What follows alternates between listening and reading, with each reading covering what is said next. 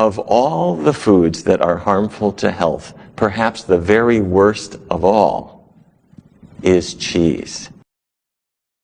New at 6, a surprising health alert tonight. Quite surprising. A group of doctors says something most of us keep in our refrigerator regularly may actually lead to breast cancer. And the story is almost unbelievable considering how many people enjoy dairy products. But this is disturbing health news, especially for all of the cheese lovers out there. More than 12,000 doctors now across the country are calling on the FDA to put a cancer warning label on all cheese products. Dr. Deborah Wilson with the Feathers Foundation and Circle L Ranch is sounding the alarm. The alarm is about the risk of eating particularly cheese. She's one of 12,000 doctors trying to get the FDA's attention when it comes to cheese products. That is associated with a higher risk of not only getting breast cancer, but dying of breast cancer if you have breast cancer. It's particularly American cheese, cheddar cheese, and cream cheese. I wouldn't eat it. Breast cancer remains one of the leading causes of death in women, and now we're learning that this may play a role in that. This Breast Cancer Awareness Month, a group of more than 12,000 doctors is sounding the alarm about a new risk. This is a concern for every woman, not just someone who's had a diagnosis. That concern, cheese. Doctors say the high-fat dairy product contains high levels of estrogen, which research shows can lead to increased risk of both diagnosis and death from breast cancer. One study showing women who consumed the most cheese had a 53% higher risk of getting the disease. That's why the Physicians Committee for Responsible Medicine is urging the FDA to put cancer warning labels like this on cheese. There's enough evidence here to ask or suggest that women should go ahead and pass on the cheese. The committee issued this petition to the FDA on October 3rd. No response so far, though it has generally opposed adding warning labels to foods and drinks. Crosby, however, is optimistic about the plea, hoping it will require manufacturers to do more to promote breast cancer awareness than just slap a pink ribbon on products. Which makes it look like these foods might be beneficial for breast cancer, or at the very least not harmful, when really it appears that the opposite is true. It just sends my blood pressure up a little bit. Cheese is very high in calories. It's very high in fat, 70% fat, 70.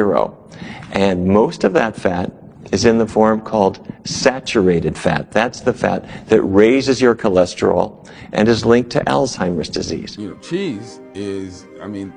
cheese averages 60 to 70% fat. When you take, 2 gallons of milk and concentrate it down to a pound of cheese, you got all of those morphine-like reward compounds concentrated in that cheese. And yeah, when people eat it, they're like, this is awesome. It's a perversion of what nature intended, and it's making people eat this artery clogging, disease-causing stuff. When an adult human ingests something that starts to make our cells want to try and grow, our cells really can't grow. But what they can do is become tumors. And some of those tumors can end up being cancerous. And that's one of the reasons that you see that dairy foods are associated with cancer growth. Cheese seems to be addicting. People get hooked on cheese, and they want it every day. And because it's high in calories and fat, they gain weight. Because it's high in cholesterol as well as the bad fat, their cholesterol levels go up. And it's high in sodium too, so their blood pressure gets worse. And studies have shown that people that eat dairy foods on a regular basis have higher levels of a hormone called IGF, insulin-like growth factor. And insulin-like growth factor is a known cancer promoter. There's nothing about having excess hormones in the body that benefits the body. If anything, it overtaxes the organs, and as I said, over the long haul, will lead to disease.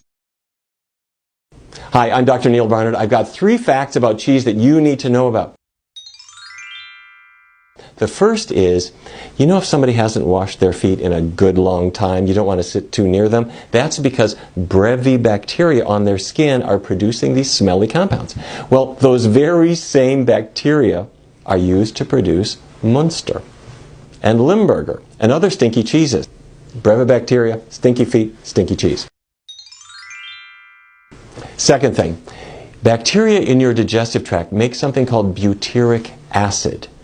And bacteria used to produce cheeses make the very same butyric acid. So if you ever thought Parmesan smells a little like vomit, it's because it's exactly the same thing. Fact number 3. If you got on a plane and went to Sardinia, off the coast of Italy, there's a cheese called pecorino, and local aficionados allow flies to lay their eggs in the pecorino, and it starts, as the maggots hatch, they start to digest the cheese, creating this massive glop called casu marzu, and the maggots can actually jump. So you spread it very quickly on some flatbread, and you put a card under your nose as you shove the casu marzu into your mouth, hoping not to get struck by a leaping maggot. Pretty, isn't it? The dietary guidelines need to be changed so that the dairy recommendation is removed entirely. As I said, dairy is not a food, it's a material. And, you know, you can choose to do it, but you don't have to. And because of the health consequences, you shouldn't. So if you're thinking about which foods should I break free from, number 1 on the list ought to be cheese.